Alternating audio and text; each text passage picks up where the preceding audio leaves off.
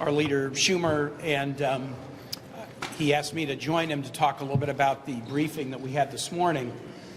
I have deep, deep concern about the administration's legal rationale for all of these strikes in international waters, but I can't tell you why. I can tell you that the rationale misuses historical precedent, and the rationale advances a domestic authorization for war that's completely contrary to the Constitution, and the rationale advances an international justification that's laughable. But I can't explain to you the reasons I've reached that conclusion, because what I know, I only know from a classified setting.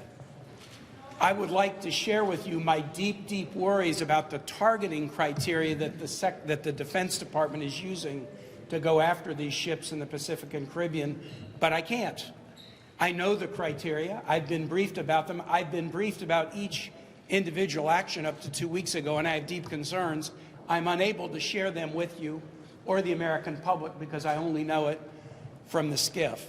I'd like to share with you my concerns about the individuals who've been killed, but I can't for the same reason. I'd like to share with you my concerns about the second strike that killed struggling survivors clinging to shipwreck on September 2. But I can't fully explain why this is so outrageous, because most of what I know from a classified setting.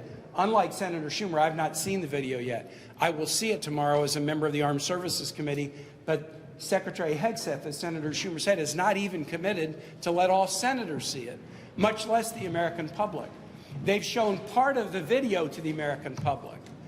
They've shown it on the president's social media account. They've put it up essentially as television advertising, thus completely destroying any argument that it reveals, methods of intelligence gathering, but they're afraid to show they're hiding the full video for the reason that the leader said, that they're ashamed of it. Tell me another war in the history of the United States that we're 100 days into it, 90 have been killed in more than 24 operations, and yet neither the House nor the Senate has held a single public hearing in the armed services or foreign relations or intel committees about the war. It's a war that's being conducted on presidential say-so, behind closed doors, without public briefings, and without legal authorization. The time for that is drawing to an end. The leader is putting on pressure, and we are as well. We're going to get the facts before the American public. And the last thing I'll say is this. The U.S. is the leader in human rights and rule of law. And so the actions we take and the claims of legal justification we make are the standard that other nations follow. Imagine our colleague John McCain shot down in Vietnam.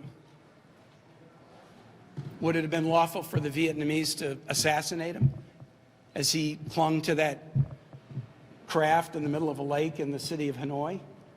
Even the Vietnamese arrested him and imprisoned him, and I bet during those years of imprisonment, John McCain probably wished he was dead a few times, but thank God he lived. He lived because he became a great American hero, a great senator, a figure of hope to the whole world for his advocacy for human rights.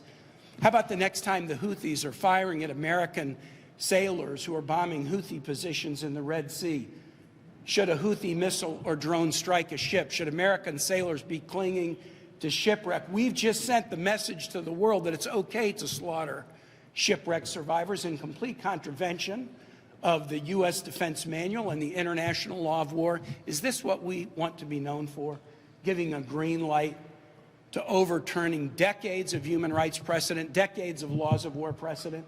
That's what this administration is now pushing America to be known for. It's time we get this out of the skiff. It's time that you be able to see the evidence, and the American public be able to see it, and we'll make sure that happens. Thank you. Thank you, Tim. Good job. He's been a great advocate for this for a while.